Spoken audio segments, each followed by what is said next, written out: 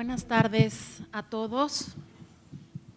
Gracias por estar aquí, además con esta lluvia sorpresiva. Esperemos que no se haya quedado mucha gente atorada, pero reconozco algunas ausencias porque dijeron que venían, así que estarán próximos a llegar, pero creo que empezamos.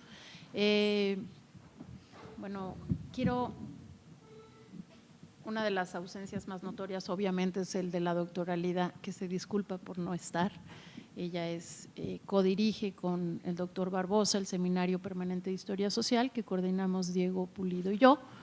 Y nos da muchísimo gusto recibir a Susi y recibir el libro que ahora, que ha salido ya, que ha circulado, también en México, en Estados Unidos, pero también en México bastante, y sirva esta presentación de darle además una acogida afectiva por el aprecio que hay del seminario con Susi, pero también por la participación activa y siempre muy generosa de Susi Porter con todo lo que hemos hecho, las actividades del seminario. Ella presentó alguna parte de lo que está publicado aquí en conferencia, participó de otra manera en ALICE, que es una asociación hermana de este seminario, y bueno, siempre ha estado muy activa con nosotros. Gracias, Susi, bienvenida.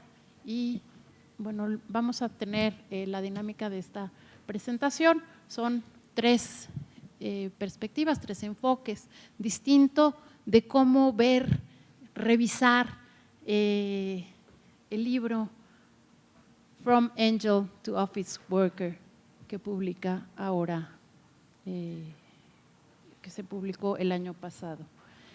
Comenzamos con nuestra primera ponente presentadora de casa, del colegio, Aurora Gómez Galvarriato, quien es profesora del Centro de Estudios Históricos, es doctora en Historia por la Universidad de Harvard y licenciada en Economía por el ITAM. Por varios años fue profesora en la División de Economía del Centro de Investigación y Docencia Económica y fue directora también por varios años del Archivo General de la Nación. Se especializa en la historia económica y social de México y dentro de este campo sus principales líneas de investigación han sido el proceso de industrialización en México, América Latina, la historia empresarial y del trabajo, el impacto económico y social de la Revolución Mexicana, la evolución de los niveles de vida en México y la participación laboral de las mujeres en estos campos. Sus libros más recientes son Industria y Revolución, Cambio económico y social en el Valle de Orizaba, México y globalización y nacionalismo, La banca extranjera en México, 1865–1933. Destacan dos libros, no voy a hacer una relación larga del trabajo de Aurora, pero me gustaría destacar uno en particular, Industria y Revolución, Cambio económico, que ya lo mencioné, pero otro que tuvo artículo que además lo vincula estrechamente con este libro, que se llama Participación en la fuerza laboral de mujeres en México durante el siglo XX. Muchas gracias, Aurora. Pues muchas gracias. Es un enorme gusto para mí participar en esta presentación. Y bueno, agradezco al Seminario Permanente de Historia Social y en particular a Clara Lida, a María Dolores Lorenzo, a Mario Barbosa y a Susi Porter por invitarme. Realmente es un privilegio estar en esta presentación, no solo, y un enorme gusto, no solo porque pues, conozco a Susi desde hace décadas y le tengo un enorme aprecio como historiadora y como persona, sino sobre todo porque de verdad considero que se trata de un gran libro, de esos que no aparecen con tanta frecuencia, uno de esos libros que transforma la manera como comprendemos un tema y que incluso van más allá, aportando algo nuevo sobre cómo hacemos historia, cómo contamos historias. además de todo, su lectura fue un gran placer, porque es un libro realmente muy bien escrito. De Ángela Oficinista, o no sé cómo se acabará traduciendo en español, trata a grandes rasgos del papel que tuvieron las secretarias y en particular las secretarias que entraron a trabajar en el gobierno entre principios del siglo XX y los años 40, para lograr tal vez algunas de las mayores transformaciones y verdaderas transformaciones que vivió el mundo y México como parte del mundo durante el siglo XX. Que son, por un lado, el cambio fundamental del rol de las mujeres en la sociedad y, por otro, pero de una manera intrínsecamente relacionada, el surgimiento de una clase media y una concepción de la clase media que se parece bastante a la actual y no era así en el siglo XIX, que, como explica Susie Porter, va más allá de pertenecer a un determinado estrato de ingresos, incluye como un conjunto de cuestiones y significados adicionales que incluyen este entendimiento también que se transformó sobre el papel de las mujeres. Se trata de cambios que abarcan todas las esferas de la vida humana, la social, la política, la económica, la psicológica, etcétera, la cultural, por supuesto, y que al final de cuentas implicaban realmente un cambio de mentalidad, que a mi juicio es lo que las transformaciones profundas y duraderas implican. Cambios que aún no han terminado y sobre los que aún tenemos tareas enormes pendientes. Una de las grandes riquezas de este libro es que justamente aborda el problema desde todas estas perspectivas, de una forma que no es nada fácil de realizar. Mientras que por un lado trata con maestría temas cuantitativos, económicos, digamos, muy ligados a lo material, como la participación de las mujeres en el empleo, los salarios de distintas ocupaciones, las brechas salariales entre mujeres y hombres, los niveles de vida a los que esos salarios les daban acceso.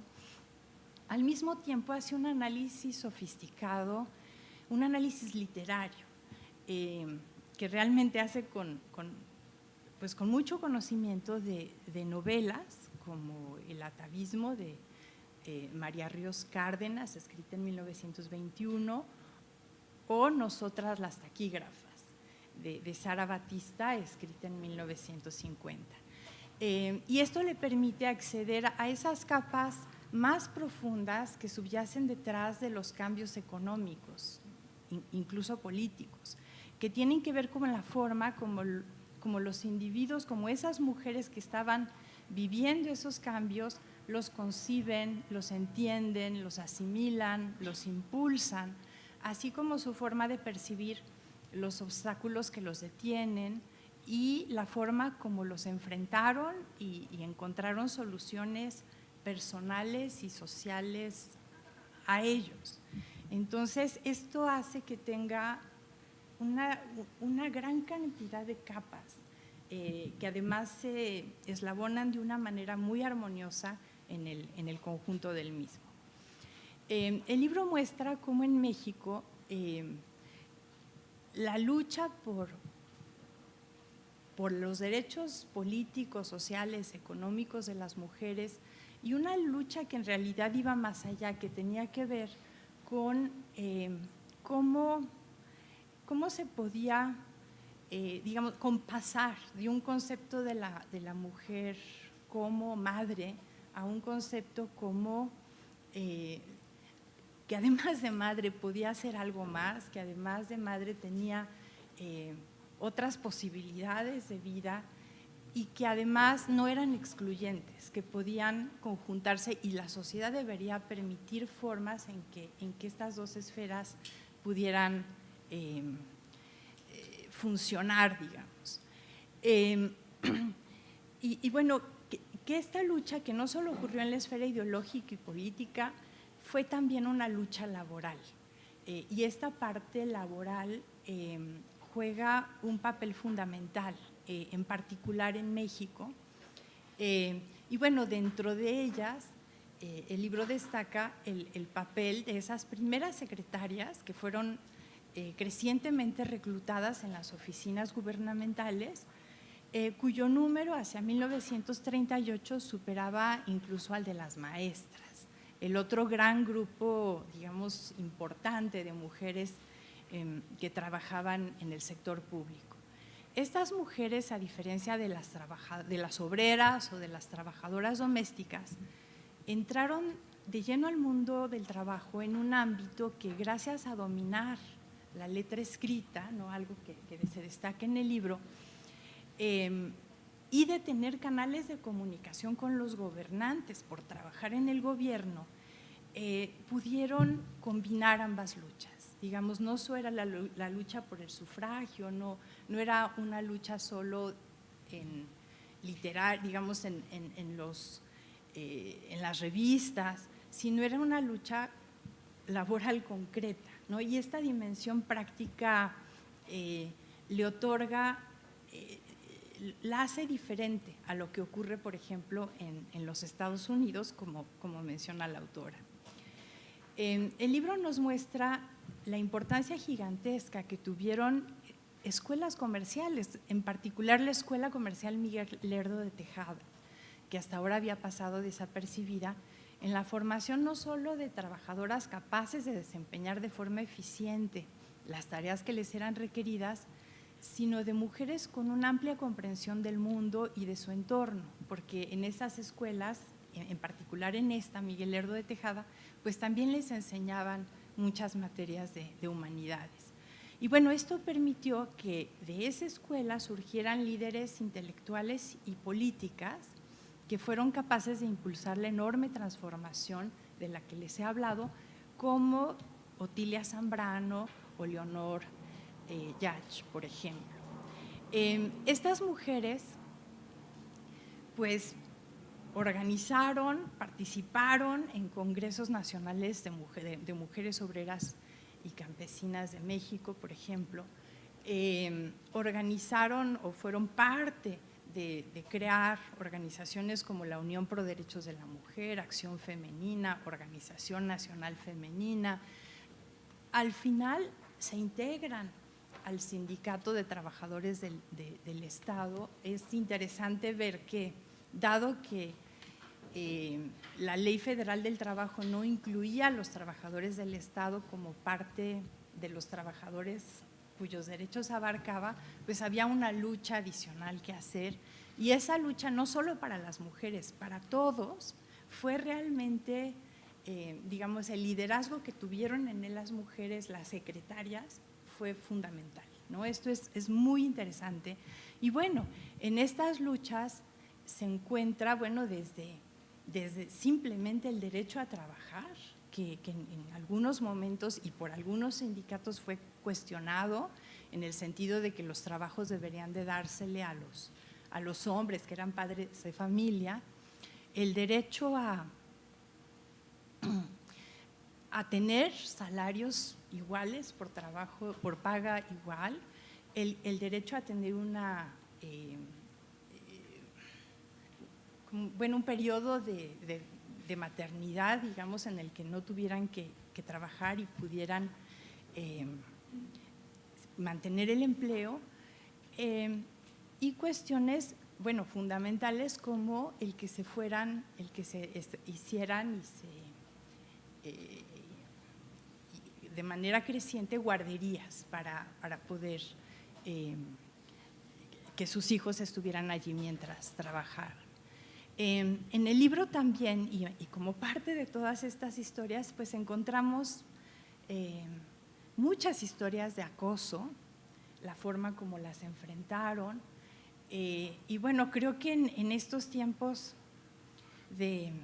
pues que estamos inmersos, ¿no?, en todo este debate del Me Too, de las estancias infantiles, nos damos cuenta que en realidad todas estas luchas no han quedado atrás.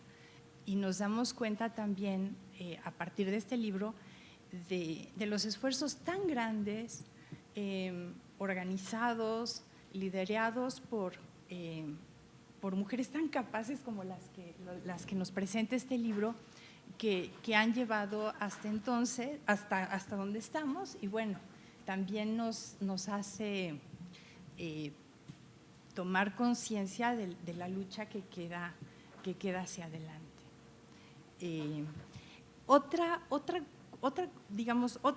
Algo que para crear esta historia,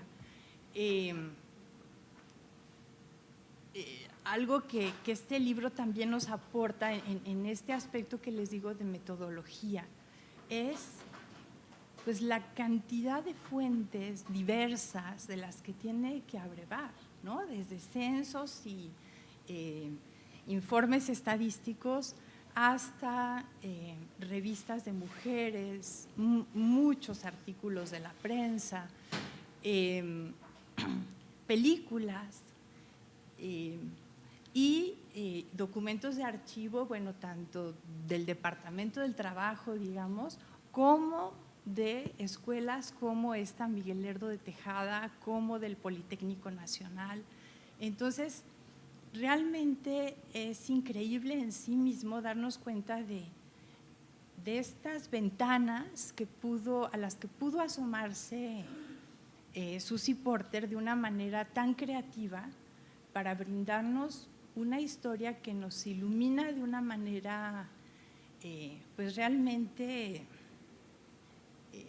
digamos trascendente nuestra visión sobre lo que significó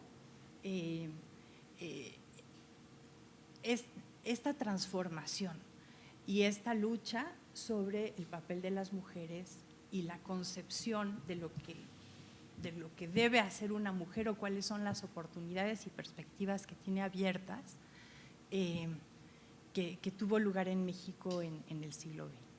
Entonces, bueno, es un libro que les recomiendo mucho y ojalá que realmente logremos que pronto se traduzca y se publique en México.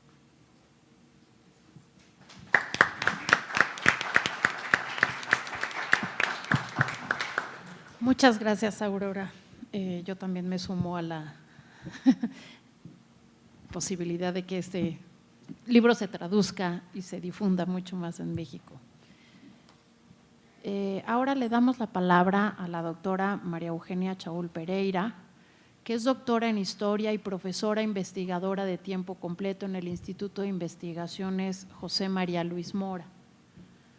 Ha dedicado sus investigaciones académicas al estudio de la historia de las escuelas urbanas hacia finales del siglo XIX y principios del XX. Su interés principal ha sido reconstruir el espacio y el movimiento escolar, especialmente en la Ciudad de México. Entre sus principales trabajos se encuentra el libro Entre la esperanza del cambio y la continuidad de la vida, el espacio de las escuelas primarias nacionales en la Ciudad de México, 1891-1919. Algunos de sus últimos trabajos son La higiene escolar en la Ciudad de México, publicado en Historia Mexicana, y Canten niños porque es sano, la educación musical en las escuelas primarias de la Ciudad de México, en los papeles para Euterpe, coordinado por Laura Suárez de la Torre, como un aparato ortopédico para el magisterio, la Dirección General de Instrucción Pública, publicado en la revista Secuencia. Muchas gracias, Maru. Gracias. Bueno, buenas tardes. Me uno a los agradecimientos, principalmente al Seminario de Historia Social, a Mario, a Dolores por esta invitación y sobre todo a Susi, que me regaló esta lectura y la disfruté muchísimo. Voy a hacer como lo que desde mi lectura encontré en este maravilloso libro. From Angel to Office Worker aborda el trabajo de las empleadas públicas en la Ciudad de México para adentrarse en el estudio de la clase media y analizar la configuración de la identidad de clase desde la dimensión de género.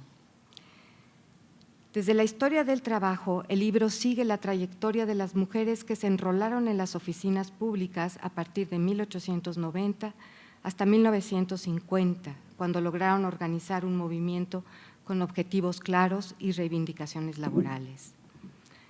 Al hacer visibles los empleos de taquígrafas, mecanógrafas, secretarias y asistentes de las oficinas públicas, la autora da cuenta de cómo, por qué las mujeres de clase media que trabajaban fuera de casa adquirieron múltiples identidades de clase. La investigación no solo considera las condiciones objetivas como rasgos distintivos que definen una clase, léase patrones de consumo o de ingreso, sino las normas de género, la especificidad del trabajo y la maternidad como partes constitutivas. Con este estudio de caso, Porter nos muestra que las mujeres mantuvieron una relación más compleja con respecto al trabajo que los hombres. La domesticidad se presentó como un rasgo distintivo a lo largo de los años y definió una relación específica de clase con el tipo de trabajo. Para las empleadas, la identidad de clase no fue un concepto fijo, sino que guardó una relación de permanente tensión y dinamismo con otros miembros de la clase media, como por ejemplo las maestras, o con la clase obrera, como las obreras y las campesinas. La identidad de clase se asoció también con circunstancias de género, desde el estado civil, las relaciones parentales, la maternidad, entre otras, y la dimensión política y estratégica de su lucha, en aras de conseguir igualdad de derechos laborales. Una de las aportaciones de este libro, me parece, es demostrar que la categoría de identidad en las mujeres de clase media puede tener una dimensión múltiple, fluida, contingente, derivada de los procesos históricos y además ser amoldable y estratégica con relación al movimiento feminista en esta época. La última década del siglo XIX marcó el primer cambio de las mujeres de clase media en la Ciudad de México, cuya identidad estaba referida a ser ángeles del hogar y permanecer en la esfera privada. Fueron las hijas de familia las que se vieron en la necesidad de salir a trabajar para apoyar el sostenimiento de la casa y conseguir un empleo honorable que les permitiera completar sus ingresos. El trabajo de oficina se convirtió en una opción viable, pues estas mujeres podían conservar su estatus por ser un trabajo que no era manual, como el de las costureras o el de las tabacaleras, al tiempo que requería una educación especializada, con lo cual quedaba resguardado el respeto y la distancia social frente a las obreras. La educación comercial, en ese sentido, jugó un papel primordial en la capacitación de mujeres para el trabajo de oficina y fue acorde con los intereses de la clase media para mantener el orden doméstico. Se trataba de una nueva profesionalización basada en una capacitación técnica que abriría un espacio a las mujeres que requerían otro tipo de empleos, mismos que correspondían a la modernización económica y les otorgaba un prestigio. Hacia finales del Porfiriato se creó la Escuela Miguel Lerdo de Tejada, como ya lo ha comentado Aurora, cuyo protagonismo en la formación de empleadas desde 1905 hasta mediados del siglo XX fue decisivo. Con un edificio construido exprofesamente para ser escuela comercial y dotada de las mejores instalaciones, la Lerdo, desde mi punto de vista, tuvo una mayor visibilidad que la escuela normal, por ejemplo. A lo largo de los años, su presencia fue muy importante. Nos dice Porter, tanto para la creación de redes de socialización entre mujeres de clase media, la generación de una identidad profesional, como para la formación de un capital cultural que fue utilizado en el posicionamiento político de sus alumnas. La expansión de la educación comercial se llevó a cabo por las demandas hechas por las mujeres. Para la primera década del siglo XX, la ciudad tenía un conjunto de planteles privados y públicos, tanto diurnos como nocturnos, que ofrecían este tipo de educación. Muchas veces hasta las mismas maestras asistían por la noche a las escuelas comerciales.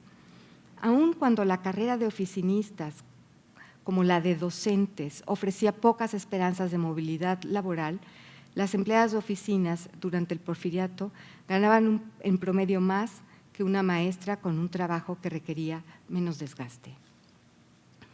A diferencia de la profesión de maestra, que fue dotada de cualidades maternales de domesticidad como componente de su identidad, tales como el cariño de la madre, la dulzura, el amor a los niños y la vocación, las empleadas tenían funciones modernas que involucraban procesos mecanizados, rutinizados y estandarizados con los hombres a través de un espacio compartido. Su trabajo racional e instrumental las igualaba con el trabajo masculino, aunque no en salarios. La domesticidad de las empleadas estaba asociada a la respetabilidad profesional y sexual. Sus compensaciones eran mejores que las maestras, no obstante que estas últimas tuvieran un estatus ligado a la valoración emocional. Al formar a las empleadas como un sector especializado, la educación comercial reforzó la segregación de género, lo cual me parece muy interesante. Las relaciones horizontales entre las mujeres de clase media se irán delineando de manera esporádica y estratégica. La misma relación con otras clases como las obreras serán discontinuas y desagregadas en función de los elementos como la estructura del empleo, los cambios económicos, la revolución, la Gran Depresión y la internacionalización de los derechos de las mujeres, entre otros factores, mismos que dieron paso a un cambio en la correlación de fuerzas. El empoderamiento de las empleadas, apunta Porter, guardó una relación directa con el aumento de la burocracia y el uso de una cultura escrita que difundió los temas de su activismo. Este empoderamiento significó también un cambio en la concepción del feminismo. Mientras que a principios del siglo XX el feminismo era sinónimo de la obtención de independencia por medio del trabajo, para las décadas posteriores empezó a adquirir una presencia activa con la que las empleadas buscaron la transformación laboral y la participación política. La ampliación de la estructura del empleo en el sector público fue el punto de arranque para buscar la igualdad en el trabajo y fortalecer el argumento de igualdad de derechos. Para los años 20, las empleadas enfrentaron una doble exclusión. Como trabajadoras del Estado sujetas a la Ley Federal del Trabajo, tenían restricciones para entrar en huelga y obtener los mismos derechos laborales que las obreras. Pero como mujeres, ganaban también menores sueldos que los hombres por hacer el mismo trabajo. No tenían beneficios médicos ni derechos de antigüedad, eran vulnerables a los despidos injustificados y estaban sujetas a la discrecionalidad de los jefes en la asignación de puestos. Si la Constitución de 1917 había otorgado derechos laborales a las mujeres trabajadoras, la barrera social que adoptan las mujeres de clase media se convirtió en una camisa de fuerza. Las empleadas tenían que mantener con sus bajos salarios un prestigio para lograr ser reconocidas como mujeres con un estatus. La identidad de clase fue una carga muy pesada y consistía, dice Porter, más en una aspiración que en una condición real. La brecha entre las condiciones materiales de vida de las empleadas y el prestigio se amplió. Muchas empleadas públicas se presentaban como provenientes de la clase media, pero en su forma de vida los estándares eran más bien precarios. Porter nos habla de cómo más de 10,000 mujeres mantenían a 37,000 dependientes. Esto quiere decir que 3.8 familiares dependían por cada mujer activa como empleada. Las empleadas, que tenían 29 años en promedio, eran muchas de ellas cabezas de familia o contribuyentes significativas en la economía familiar con sus bajos salarios. La educación comercial ganó importancia en esta época. La autora nos da una cifra. El 10% de los alumnos egresados del sistema escolar oficial asistía a las escuelas comerciales y técnicas. Estos alumnos podían empezar a trabajar en oficinas a partir de los 15 o 16 años. La lucha empezó a partir de la década de los 20 y la escuela Miguel Lerdo de Tejada se convirtió en semillero de revolucionarias. Leonor Yach y María Ríos Cárdenas, exalumnas de la Lerdo y empleadas federales, son dos personajes que la autora destaca. Escritoras prolíficas, contribuyeron a través de sus ensayos y artículos periodísticos a conceptualizar nuevos roles para las mujeres e impulsaron el uso de una cultura escrita para lograr derechos laborales. El activismo, que iba desde las referencias al cuerpo, el corte de pelo, la moda, para delimitar y defender la autonomía de la mujer, abarcaba también la falta de claridad sobre el estatus legal como empleadas públicas. La oficina de gobierno, como lugar, jugó en este sentido un papel importante para la conformación de una identidad de clase. Fue el espacio donde confluyeron una amplia variedad de mujeres provenientes de condiciones sociales diferentes, que con base en el tipo de trabajo homologaban su condición de clase y adquirieron una identidad como clase media. La oficina ofreció un estatus asociado a la profesionalización, pero reproducía las condiciones de superioridad de los hombres sobre las mujeres, tanto intelectual como profesionalmente. Las oficinas conformaron un espacio y un tiempo donde se rutinizaba la subordinación que se extendió más allá de sus paredes. La poca receptividad del gobierno mexicano a las demandas salariales y la reforma educativa que buscaba preparar a la población para el desarrollo económico impulsaron la adhesión activa de las empleadas en diversas organizaciones políticas para influir en los programas y lograr reivindicaciones propias. El activismo detonó relaciones horizontales entre mujeres, principalmente con las maestras que habían logrado constituir un sindicato. La fuerza política de las empleadas también estuvo relacionada con un mayor peso relativo, pues entre 1932 y 1938 el número de oficinistas en el gobierno aumentó exponencialmente y superaron a las maestras. Por otro lado, en los años 30, el reajuste de las identidades de género heredadas generó tensiones políticas y un reacomodo de la interacción entre sexos. Al tiempo que se llevaba a cabo las peticiones laborales, también se escaló en la presión para lograr el sufragio femenino. En todo este proceso, la Escuela Miguel Lerdo de Tejada fue un centro de organización. Me sorprende el papel de la Escuela Miguel Lerdo de Tejada a lo largo de este proceso, como la gran formadora de empleadas en las oficinas públicas y su adaptación frente al surgimiento de las vocacionales y las escuelas técnicas.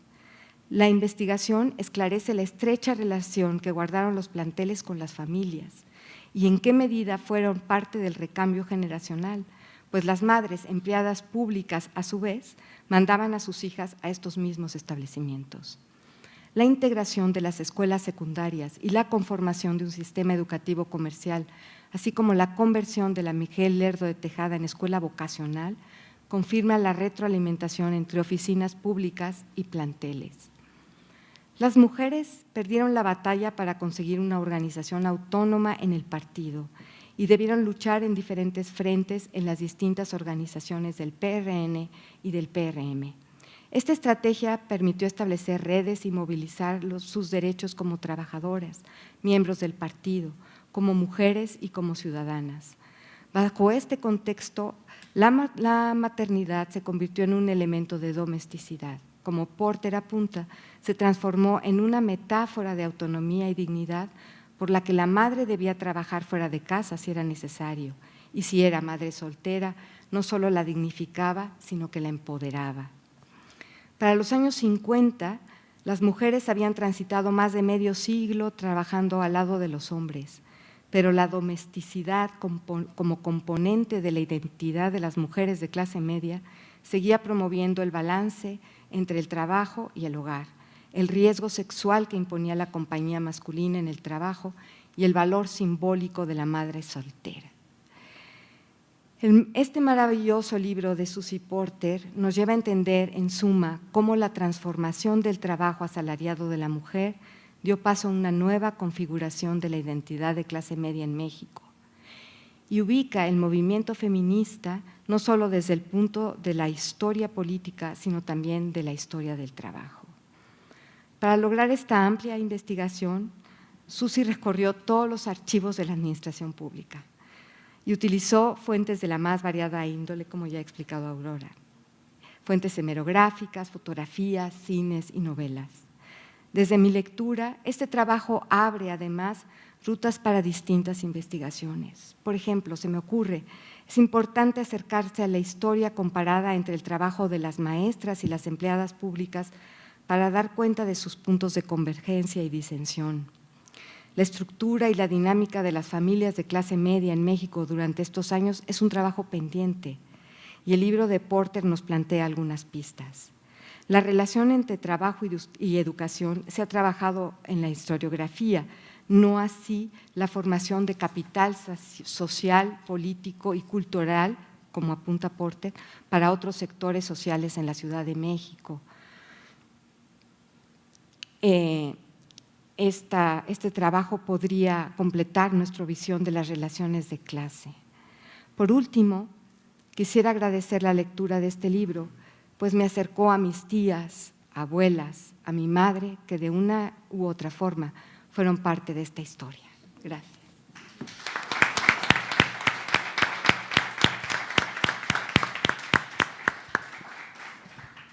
Muchas gracias, Maru.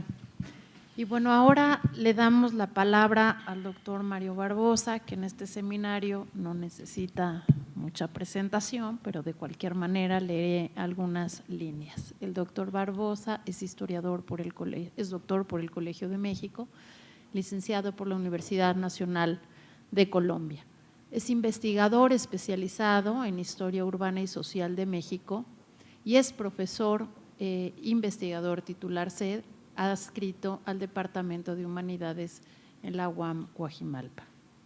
Entre sus líneas de investigador se ubica en el campo de la historia social urbana de México en los siglos XIX y XX y aborda, entre otras líneas, a los empleados públicos en el Distrito Federal a comienzos del siglo XX, así como la línea de investigación Memoria e Historia de los Pueblos, Barrios y Colonias del Poniente de la Ciudad de México. Entre sus publicaciones destacan La Paz, un largo proceso, relato autobiográfico de Alberto Rojas Puyo, publicado en Colombia el año pasado, Belén de las Flores, Historia, Conflicto e Identidad en un lugar al poniente de la Ciudad de México, publicado por la UAM en el 2015, y un artículo que forma parte de un dossier que el mismo doctor Barbosa coordinó en Historia Mexicana en el 2018, que su artículo se titula Profesionalización, Capacitación e Identidades de los Empleados Públicos de la Ciudad de México a comienzos del siglo XX. Mario, tienes ahora la palabra. Gracias, buenas tardes a todas y a todos. Agradezco a Susi Porter por considerar mi nombre en las posibilidades de esta presentación y para mí sin duda alguna es un honor poder comentar tu libro el día de hoy y voy a permitirme leer algunas páginas, pocas, sobre el contenido de este libro. De Ángela, empleada de oficina, yo le cambié el nombre, Aurora, es sin duda una frase que sintetiza el propósito del trabajo de Susi Porter, un libro de gran relevancia para quienes nos interesamos en el género, el mundo del trabajo y las identidades sociales. En un periodo que cubre el final del siglo XIX y la primera mitad del siglo XX, Susi aborda los cambios sustanciales en la conformación de identidades de clase media de un número creciente de mujeres que engrosaron las filas del trabajo en sectores de la burocracia en México. Mi interés en estos minutos no es reseñar de manera detallada los 7 capítulos que conforman la obra. Voy a dedicar esta presentación a tratar de comentar algunas de las muchas contribuciones de esta obra y de las posibilidades que abre a futuras investigaciones sobre estos temas. Porter aporta a la historiografía desde varios puntos de vista. En primer lugar, este libro y sus publicaciones anteriores abordan temas que habían sido poco explorados y analizados hasta hace muy pocos años. En primer lugar, ha sido pionera en abrir caminos, tanto en México como en otros países de América Latina, para estudiar el mundo de las empleadas, no solo para explorar las características de un trabajo que la historiografía había descuidado, dando prelación a estudiar ampliamente a otros sectores de trabajadoras manuales. Sin embargo, su interés va más allá de este. Busca estudiar las relaciones de género de estas mujeres y las particularidades de dichas relaciones con sus identidades de clase. Susi se pregunta, ¿cómo puede una secretaria o una mecanógrafa, por ejemplo, formar parte al mismo tiempo de las clases trabajadoras y de la clase media? En los 2 días anteriores estuvimos reflexionando colectivamente sobre las clases medias en México y América Latina en las instalaciones de esta institución que nos acoge el día de hoy, y los trabajos presentados, entre ellos uno de Susie Porter, aportan a ubicar este libro en la historiografía sobre estos temas. Los estudios de clase media se han renovado en las 2 últimas décadas a partir de considerar varios ámbitos que la autora atiende en este libro. En primer lugar, esa posición social de las empleadas y los empleados en el justo medio y los crecientes llamados de atención de diversos sectores públicos en relación con que las mujeres de clase media necesitaban trabajar más que otras mujeres, dice Susie en alguno de los capítulos, y a partir de la revisión amplia de fuentes que ya han señalado las colegas anteriores. En el siglo XIX, los ideales de masculinidad construyeron una imagen de familia en la que el hombre proveedor y la mujer, el ángel del hogar, donde estaban ellos dos. Las clases medias, como ideales de mesura, decencia y civilización, fueron el símbolo de este modelo. Muchas mujeres de estos sectores comenzaron a ingresar al mercado del trabajo en las organizaciones burocráticas del Estado y en las empresas privadas constituidas desde la segunda mitad del siglo XIX. En esta exploración de las empleadas de oficina, la expansión de la educación y de los programas de capacitación comercial que ya ha reseñado ampliamente Maru, jugaron un papel fundamental. En las escuelas creadas para tal fin, muchas mujeres jóvenes, cabe señalar que también algunos hombres en otras escuelas, adquirieron conocimientos técnicos y mejoraron sus habilidades para desempeñar este trabajo. Uno de los ejes de este libro es precisamente analizar cómo fue cambiando y cuáles fueron las características y particularidades de la educación comercial, tanto desde sus orígenes y cómo se fue fortaleciendo y expandiendo en las décadas de 1920 y 1930. En medio del optimismo decimonónico, la educación se había convertido en una posibilidad importante para la movilidad social o para conservar estas particularidades sociales de las mujeres que las ubicaban en la clase media. La autora ve un incremento de esa presencia pública de las empleadas de oficina en la década de 1920 a partir de una exploración de su participación en el mundo del trabajo, así como de sus conocimientos, por ejemplo, de mecanografía, pero también del perfeccionamiento de sus habilidades para escribir, que llevaron a estas mujeres a preguntarse por el papel social y por la defensa de sus derechos. La participación de estas mujeres en eventos e iniciativas eran también consecuencia de las experiencias, de sus experiencias en el trabajo en oficinas gubernamentales y en el conocimiento también de los debates legislativos que buscaban dignificar y que de alguna manera lo hicieron sus condiciones laborales, sociales y cívicas. La autora señala que este ingreso en el mundo del trabajo de la oficina se refuerza con la participación de las mujeres en los espacios públicos y en los movimientos a favor del sufragio femenino. Por lo tanto, encuentra una asociación importante entre la consolidación del feminismo y el fortalecimiento de la pertenencia de las mujeres a las clases medias, tanto por su propia autoadscripción como por su ubicación en el medio que hacían otros sectores sociales. La autora encuentra un aumento creciente de la presencia de las mujeres en las oficinas públicas, con algunos altibajos al final del periodo de estudio, no solamente numéricamente, sino también en términos porcentuales con respecto a los hombres. A la par, también observa un fortalecimiento de los procesos de profesionalización de estas mujeres, así como una visibilización de las desigualdades laborales y sociales que se hacían evidentes cada día más. Las primeras organizaciones de mujeres insistían en lograr condiciones similares de igual pago por igual trabajo en relación con sus compañeros varones.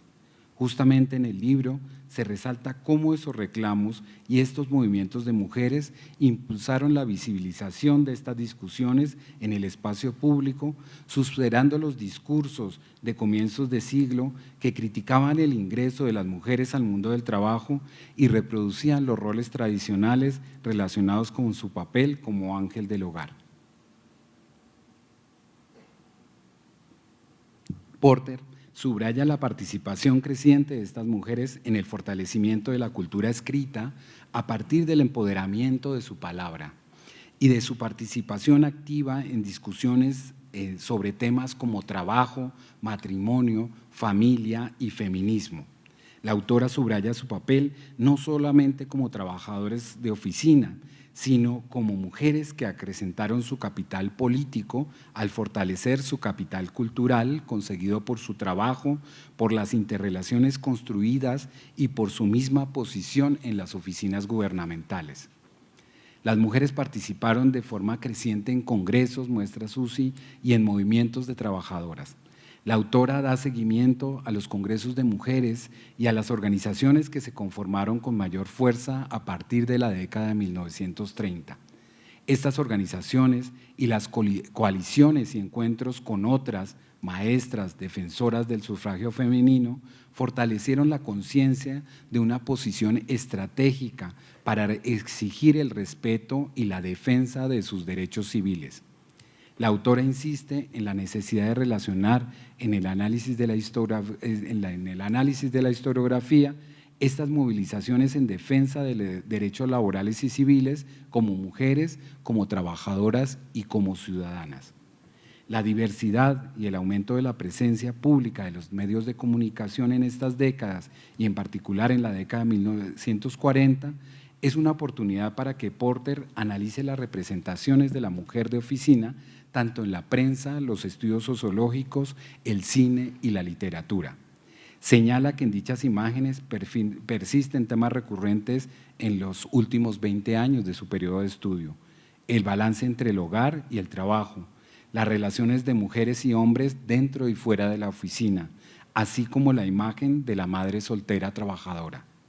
Si bien las organizaciones continuaron teniendo un papel importante, las representaciones en esta última década del periodo que estudia Porter tuvieron un matiz conservador que también es analizado por la autora. Estos problemas abordados por Porter en su libro abonan para entender los cambios en las identidades de las mujeres trabajadoras en las oficinas gubernamentales. Además, permiten entender el fortalecimiento de una identidad o de unas identidades de clase media. La autora señala que a pesar de las dificultades económicas que podían tener estas funcionarias, en estas décadas ganaron diversos capitales en el sentido burdiano del término: un capital cultural, un capital social, un capital simbólico y un capital político como mujeres pertenecientes a estos sectores. Para ir cerrando, quisiera subrayar otros aportes de la obra. En primer lugar, es un libro que suma a los esfuerzos por entender las identidades de clase y género a partir de la incorporación de ámbitos centrales en la constitución de un análisis de clase, tomando en cuenta sus condiciones estructurales, marcadas por un trabajo específico, permitido por una capacitación y por la profesionalización creciente, así como por la conformación de elementos simbólicos y de una orientación clara hacia la acción. La presencia y la fortaleza creciente de las organizaciones permitió consolidar metas comunes para la defensa de sus derechos y, repito, como mujeres, como trabajadoras y como ciudadanas. Faltan más estudios como el de Susi Porter que permitan dar sentido a conceptualizaciones que a veces se asumen como dadas en la historiografía. El concepto de clase media y las identidades de género de estas mujeres se enriquecen con una obra muy bien fundamentada a partir de una amplia revisión de fuentes diversas y de un diálogo fecundo con la historiografía mexicana y con la historiografía de otros lugares sobre las clases medias. Personalmente me he enriquecido de este y de otros trabajos anteriores de Susi Porter, así como del diálogo que hemos mantenido desde hace ya varios años. Susi ha abierto caminos para dimensionar el papel de las mujeres, para relacionar ámbitos que la historiografía a veces analiza de manera segmentada. Me refiero a los estudios del mundo del trabajo por un lado, del análisis de la movilidad social y de clase, así como de las necesarias relaciones de género en la historia de México en el siglo XX. Enhorabuena, Susi, Muchas felicidades y estoy seguro de que tu libro permitirá continuar abriendo caminos en la historiografía social y en los estudios de género. Muchas gracias.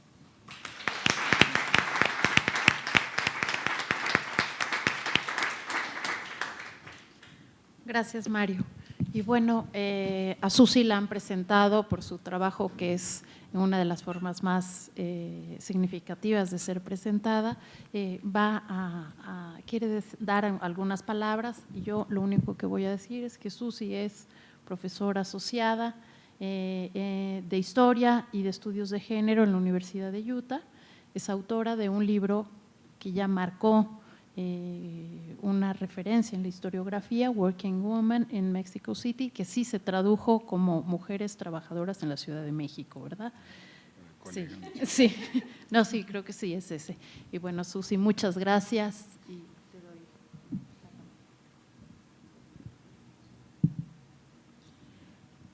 Anoche en una cantina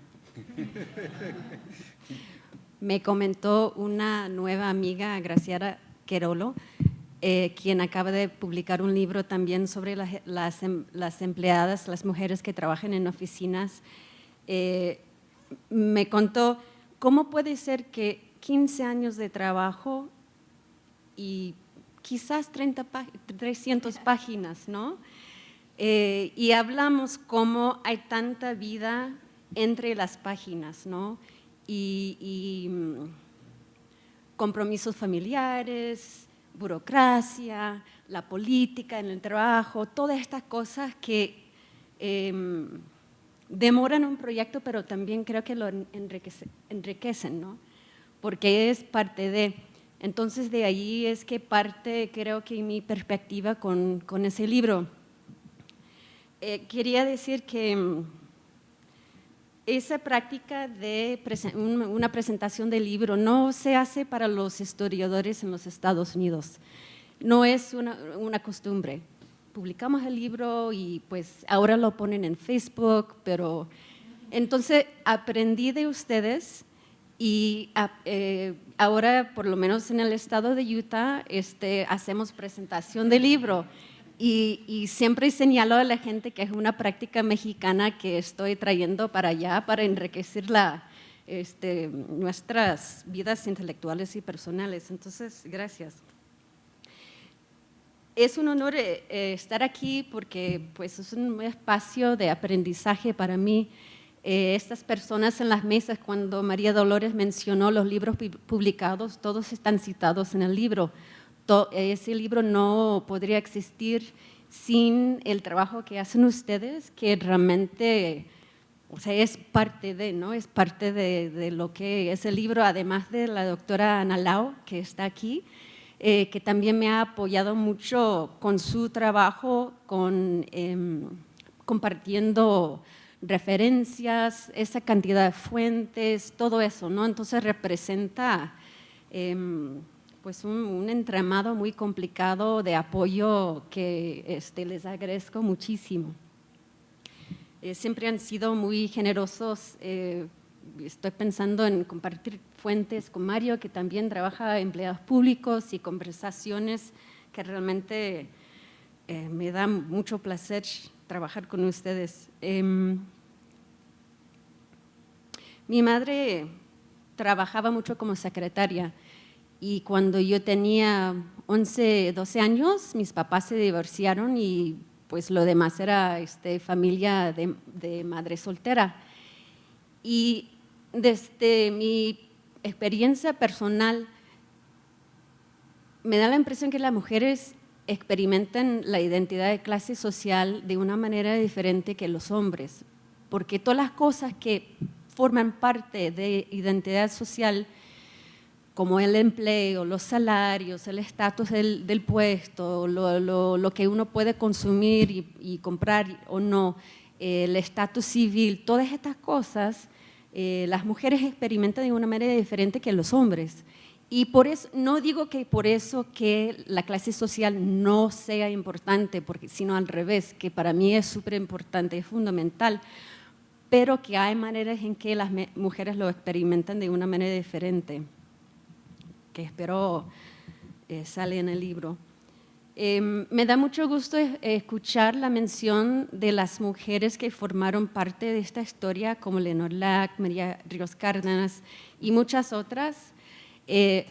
Quizás es muy anticuada de mi parte y soy de una generación vieja, no sé, pero para mí sí importa rescatar la historia de las mujeres, aunque no cambiara nada, ¿no? Que sepamos los nombres de estas mujeres, que ellas sean parte de la narrativa histórica que recontamos, ¿no? Que contamos a nuestras hijas, que contamos a los hijos, a todos, ¿no? Que se nombran. Entonces eso me dio mucho gusto escuchar y se los agradezco. Comentó María Eugenia sobre una parte del libro que es el impacto que tuvo una ley sobre las condiciones de trabajo de las mujeres y cómo eso reglamentó muchos aspectos de su trabajo. Y pensando, por ejemplo, en ese momento de discusiones sobre acoso sexual, tanto aquí en México como en Estados Unidos y muchos lugares, me parece que es fundamental que pensamos en esas leyes, en esos procedimientos que crean transparencia, que crean condiciones bajo los cuales hay más equidad entre todos nosotros.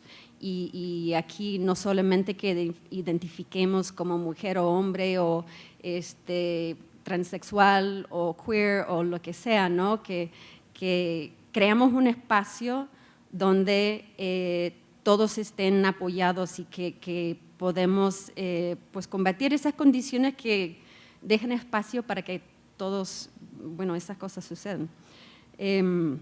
Y finalmente, nada más quiero subrayar algo que dijeron varios de mis colegas, que si es cierto lo que dicen que aporta mucho el libro, también hay un montón de espacio para explorar. Entonces, ojalá si puedan leer el libro encuentran nuevos proyectos y me encantaría apoyarles en esos. Gracias por estar aquí.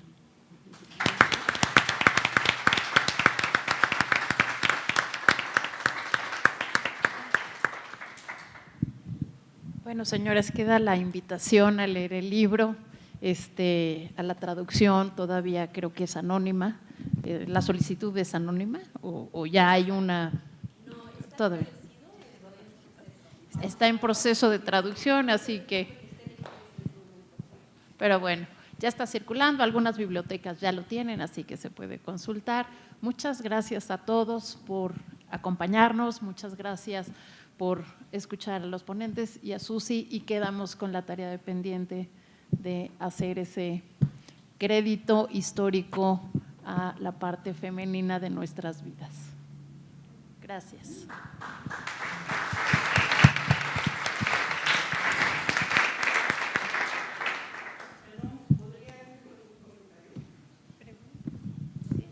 No suele haber preguntas y comentarios en las presentaciones, pero… Bueno, perdón. Por supuesto. Sí. Mira, mi nombre es Mercedes Pedrero. A mí me tocó hacer un primer dictamen del libro de las trabajadoras de la Ciudad de México para el PUEG en la UNAM. Digo, es porque es algo que ahora que por casualidad así de repente en mi pantalla apareció que Susi Porter iba a estar aquí, por eso estoy aquí. Yo soy demógrafa. No sé trabajar más que con estadísticas, entonces por eso aquí les pido disculpas a los historiadores. Y el libro me impactó fuertemente. Se hacía primero un dictamen interno en el comité editorial y por supuesto que yo dije, este es magnífico, se debe publicar. Y sí, con algunas observaciones que se tenía que revisar un poco el idioma porque había sido una traducción, ¿no? Del inglés al español, pero realmente el libro me emocionó muchísimo, ¿no? Después de un dictamen primero se pasaba al dictamen de los externos, ocultos y demás, ¿no? A la siguiente sesión que llegué, ¿no? Yo dije, voy a ver qué pasó con el libro. Lo que me encontré es una carta. ¿Qué no recibiste la carta? Es que tú ya no estás en el comité editorial, ¿no? Porque ya estuviste tantos años, etcétera, ¿no? Estuve pendiente, no se publicó el libro, me dolió muchísimo. por la UNAM, ¿no? Yo soy miembro de la UNAM, y el año pasado me invitaron de aquí del Colegio de México para participar en una cosa que organizó Michiko Tanaka del Centro Asia y África por los 130 años de relación México-Japón, ¿no? Hace 130 años, yo nada más sé trabajar con estadísticas, empezaron en el 70, nada más, ¿no? Perdón, ya, entonces termino. Sí. Entonces, ¿qué pasó? Sí, porque además esto, les digo, ustedes que son historiadores, historiográficos, etcétera, es un libro de metodología de las representaciones sociales maravilloso, el de las mujeres, ¿no? Entonces, en esto, ¿no? Les digo, realmente, lo que a mí me llegó esa lección de ese libro es que gracias a las trabajadoras, mis bisabuelas y tatarabuelas de muchos de aquí, las obreras de textiles, de cerillos, de tabacales, la que ella describe, ¿no? Es que la Constitución de 1917 de México fue una de las más avanzadas, ¿no? Entonces, eso es una de las cosas que yo quiero reconocer a todos los historiadores, ¿no? Que nos enseñen a entender cuál es la historia del país y cuáles son estas aportaciones, y gracias, Susi, realmente cuando yo vi tu nombre dije, tengo que ir para conocerla, ¿eh? Gracias. Bueno, pues quedamos entonces para seguir conversando con la autora aquí, pero en corto. Un aplauso, por favor.